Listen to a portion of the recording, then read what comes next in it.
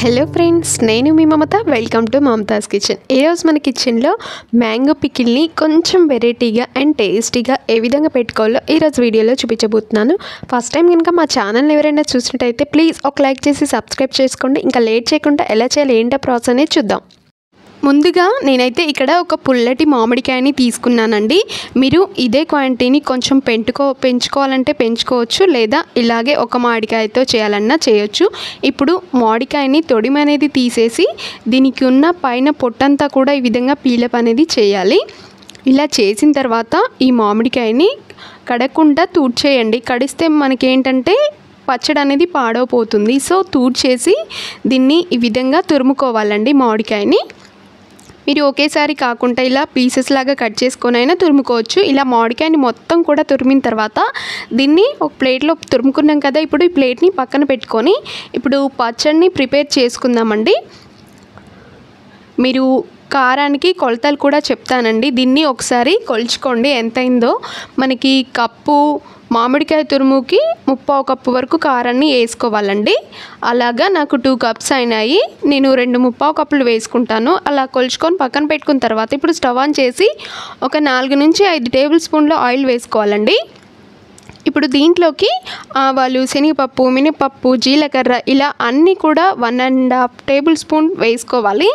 ఇలా వేసుకొని ఇవి కాస్త చిటపటలాడుతున్నాయి అనగా మనము ఎండుమిర్చిని ఒక 6 నుంచి 7 లేదా 10 వరకు వేసుకోవచ్చండి. పచ్చడిలోకే కదా బాగుంటుంది.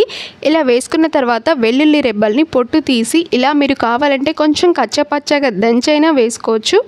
వెల్లుల్లి వేయడం వల్ల టేస్ట్ చాలా బాగుంటుంది. కరివేపాకునైతే ఇలా వేసుకోండి. ఒక 4 నుంచి 5 రెబ్బల వరకు వేసుకొని మూత పెట్టుకొని ఇలా ఫ్రై చేసుకోవాలి. ఇలా ఫ్రై అయిన తర్వాత దీంట్లోకి కొంచెం ఇంగువనైతే యాడ్ చేసుకోవాలి. ఇంగువ చాలా టేస్టీగా ఉంటుందండి. ఇప్పుడు పచ్చడి తాలింపు రెడీ అయింది కదా. దీన్ని కాస్త చల్లారనివ్వండి, పక్కన పెట్టుకుందాం.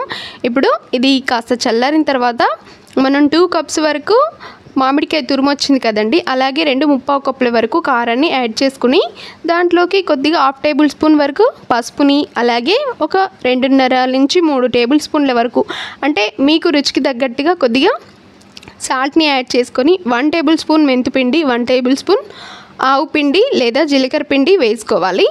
అన్నీ వేసిన తర్వాత ఒకసారి బాగా కలుపుకోవాలండి. మీరు డైరెక్ట్గా కారం కాకుండా వెల్లుల్లి ప్లస్ కారాన్ని దంచి వేస్తే ఇంకా టేస్ట్ చాలా బాగుంటుంది. ఇదంతా కూడా కలిపిన తర్వాత మనం ముందుగా తరిమి పెట్టుకున్న మామిడికాయ తురుముని ఇలా వేసుకోవాలండి. ఇలా వేసుకొని ఈ తురుము అంతా కూడా ఆ కారం నూనెలో తాలింపులో కలిసేలాగా బాగా కలుపుకోవాలండి.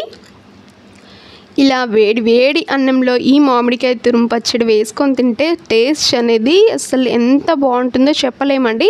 మీరు ఒకసారి ట్రై చేసి చెప్పండి ఎంత బాగుందో అని చెప్పేసి.